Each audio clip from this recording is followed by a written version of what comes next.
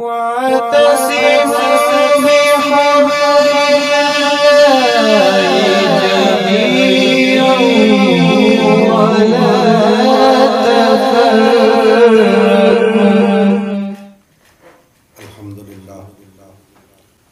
الحمد لله رب العالمين والصلاة والسلام على سيد الأنبياء والمرسلين وعلى آله وأصحابه أجمعين. أما بعد فأعوذ بالله من الشيطان الرجيم.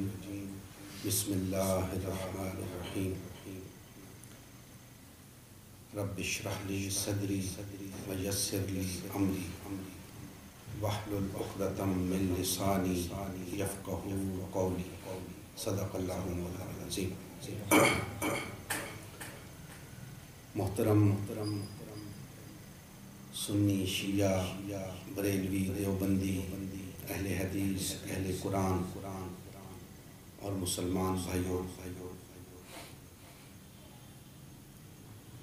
جیسا کہ آپ جانتے ہیں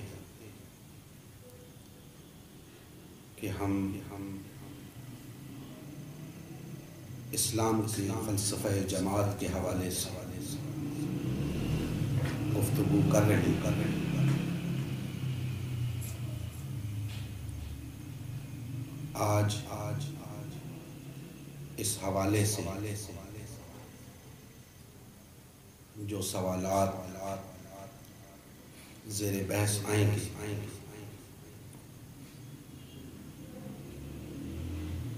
ان میں دو بنیادی امور ایسے تھے جس کے بارے میں میں نے گزشتہ گفتگو کے اندر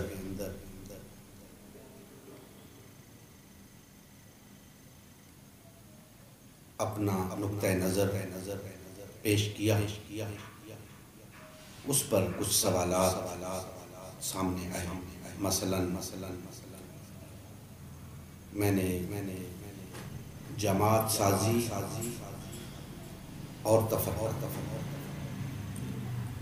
دونوں چیزوں کو شرعاً ممنوع اور حرام قرار دیا،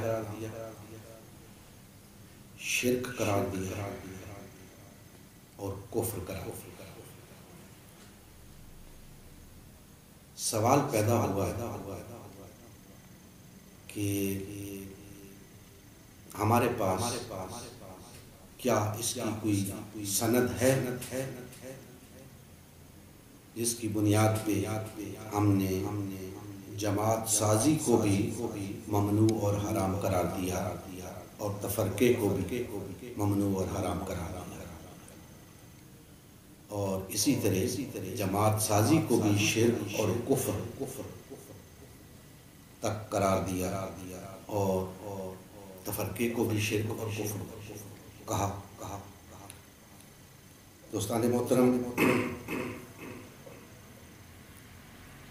ہمیں کوئی حق نہیں پہنچتا کہ ہم شریعت کے امور میں دخل اندازی کریں.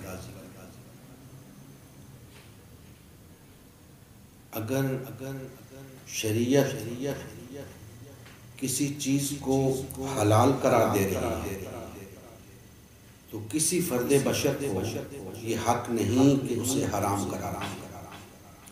اور اگر شرعاً ایک چیز حرام ہے تب بھی کسی فرد بشر کو یہ حق نہیں پہنچتا کہ اسے حلال کرے. لہذا یہ بڑا اہم سوال تھا کہ ہم نے جب ان چیزوں کو شرعاً ممنوع، حرام اور شرک اور کفر گردانا ہے تو کس بنیاد پہ؟ یاد رکھیں کہ جماعت سازی اور تفرقہ ایک ہی چیز ہے. جماعت سازی سے تفرقے کی راہ تفرقہ ہی پیدا ہو. جماعت سازی نہ کی جائے تو تفرقہ پیدا نہیں ہوتا۔ لہٰذا وہ دونوں ایک ہی چیز ہیں، اس لیے ہم نے دونوں کے بارے میں ایک ہی نقطہ نظر سامنے رکھا۔ کچھ باتیں ایسی ہیں جو تفرقے اور جماعت سازی میں مختلف ہیں، لیکن عموماً ایک ہی زمرے میں آتے ہیں۔ سب سے پہلے سوال کیا جا سکتا ہے یا کیا جاتا ہے کہ قرآن مجید کی کون سی آیت کی روشنی میں یا کون سی آیات کی روشنی میں تفرقہ اور جماعت سازی ممنوع اور حرام۔ دوستان محترم، اللہ جل مجدہ نے سورہ آل عمران میں ارشاد فرمایا، بسم اللہ الرحمن الرحیم، وَاعْتَصِمُوا بِحَبْلِ اللَّهِ جَمِيعًا وَلَا تَفَرَّقُوا۔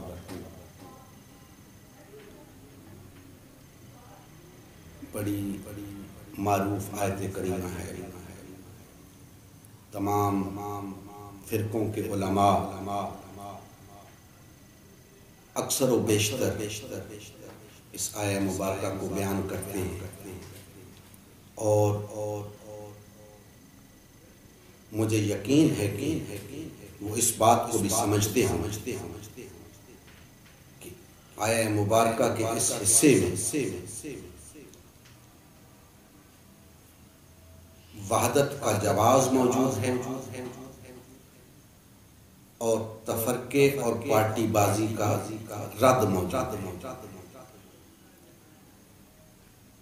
اس میں تفرقے سے منع فرمایا، تفرقے سے روکا گیا، تو جس چیز سے منع کیا جائے اسے ہی ممنوع کہتے ہیں۔ جس چیز سے منع کیا جائے اسے ہی ممنوع کہتے ہیں، اور وہ ممنوع اس لیے قرار دی جاتی ہے کہ وہ حرام ہے۔ اب اس بارے میں کوئی دوسری رائے نہیں کہ تفرقہ حرام، تفرقہ ممنوع۔ اگر کوئی شخص نہ ماننا چاہے تو اس کا ہمارے پاس کوئی علاج نہیں۔ بڑے واشگاف الفاظ میں اللہ جل مجدہ نے اس معاملے کو بیان فرمایا ہے، اور وَاعْتَصِمُوا بِحَبْلِ اللَّهِ، یہ وحدت کی بات ہو رہی ہے، کیونکہ اس کے معنی بعد جب وَلَا تَفَرَّقُوا کی بات ہوئی تو تفرقوا اس بات کی علامت ہے کہ اس سے پہلے وحدت کی بات، گویا دونوں چیزوں کو اللہ جل مجدہ نے جمع فرما دیا کہ یہ کرنا ہے، یہ نہیں کرنا، یہ حلال ہے، یہ حرام ہے، یہ جائز ہے، یہ ممنوع ہے۔ وَاعْتَصِمُوا بِحَبْلِ اللَّهِ جَمِيعًا، تم سب نے مل کر اللہ کی رسی کو تھامے رکھنا ہے۔ بے شک اللہ کی رسی سے بہت سی مرادیں لی گئی، مجھے کوئی اختلاف نہیں۔ میں یہ کہہ رہا ہوں کہ وَلَا تَفَرَّقُوا وہ خود اس بات کی وضاحت کر رہا ہے، تفرقہ نہ کرنا خود اس بات کی وضاحت ہے کہ وحدت اختیار کر کے رہنا۔ وَاعْتَصِمُوا بِحَبْلِ اللَّهِ جَمِيعًا، جو تعبیر بھی کر لیں، جو تفسیر بھی کر لیں، جو مفہوم بھی اس سے مراد لے لیں، بہر طور اسے وحدت سے الگ نہیں رکھا۔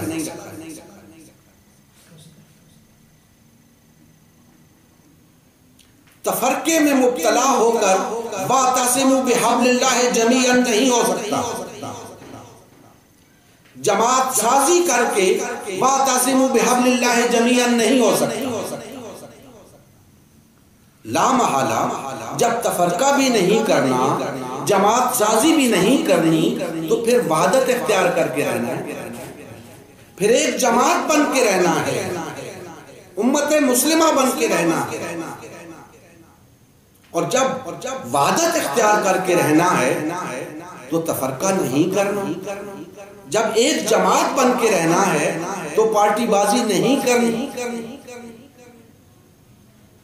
لہذا ایک جماعت بن کے رہنا جائز اور درست ہے اور حلال ہے. پارٹیاں بنانا، جماعت سازی کرنا، تفرقے میں مبتلا ہونا ناجائز اور ممنوع اور حرام. دوستان محترم، اس سے واضح بات اور کچھ نہیں ہو سکتی.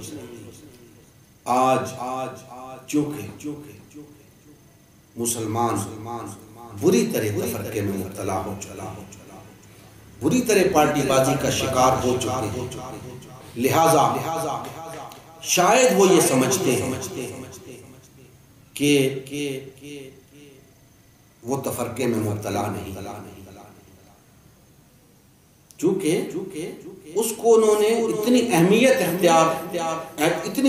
دے رکھی ہے. ان کے ہاں تفرقہ اور پارٹی بازی وہ اہمیت اختیار کر گیا کہ اب وحدت نام کی شے ان کے سامنے کوئی حیثیت نہیں. لیکن اللہ کے فضل و کرم سے ہم نے یہ چیز انہیں باور کرائی ہے کہ دین کے اندر صرف اور صرف وحدت ہے، تفرقے اور پارٹی بازی کی کوئی گنجائش نہیں. اگر تم تفرقے اور پارٹی بازی میں مبتلا ہو چکے ہو تو سن لو، اللہ جل مجدہ کا فیصلہ ہے کہ تفرقہ اور پارٹی بازی ممنوع اور حرام. اب اللہ جل مجدہ نے فتویٰ دے دیا، اب کسی مولوی صاحب کا فتویٰ نہیں چل سکتا، کسی پیر صاحب کا فتویٰ نہیں چل سکتا. سب کو بہر طور اس فتوے کی پابندی کرنی ہوگی.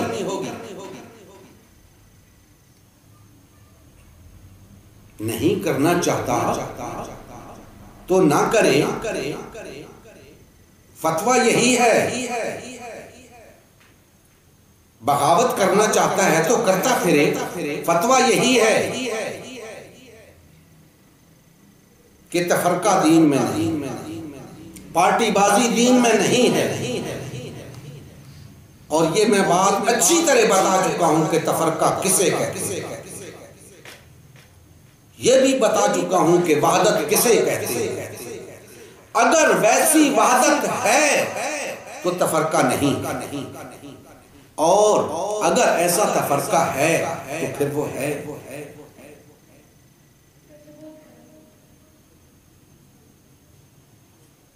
یہ بات روز روشن کی طرح یہاں ہے کہ تفرقہ ممنوع اور حرام.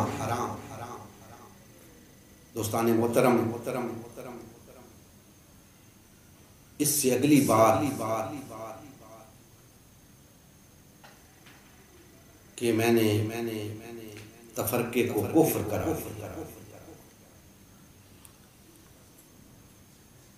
بے شک یہ بات بظاہر بڑی سخت، ہمارے کلمہ گو بھائیوں کو یہ بات بڑی چبھتی ہوگی. لیکن کیا کریں؟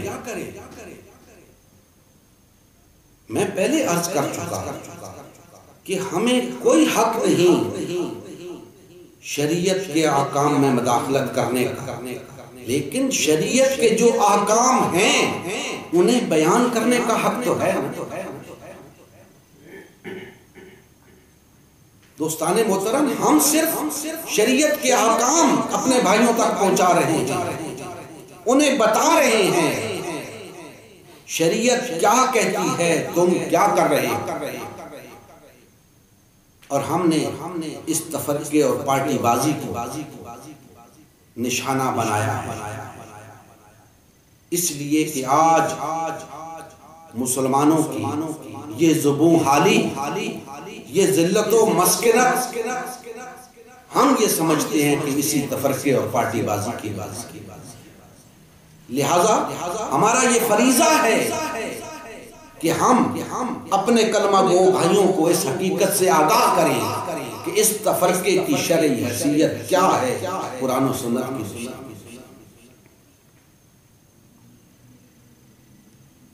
لہذا دوستان محترم، یہ بات میں نے آپ کے سامنے قرآن مجید کی روشنی میں بیان کر دی کہ تفرقہ، پارٹی بازی شرعاً ممنوع اور حرام۔ انشاءاللہ اگلی نشست میں یہ عرض کرنے کی کوشش کروں گا کہ تفرقہ شرعاً کفر ہے۔ یہ انشاءاللہ قرآن مجید کی روشنی میں اگلی نشست عرض کریں گے۔ اللہ جل مجدہ ہمارے حال پہ رحم فرمائے، وما علینا الا البلاغ المبین۔ سب مل کر اللہ کی رسی کو مضبوطی سے تھامے رکھنا اور تفرقہ نہ کرنا۔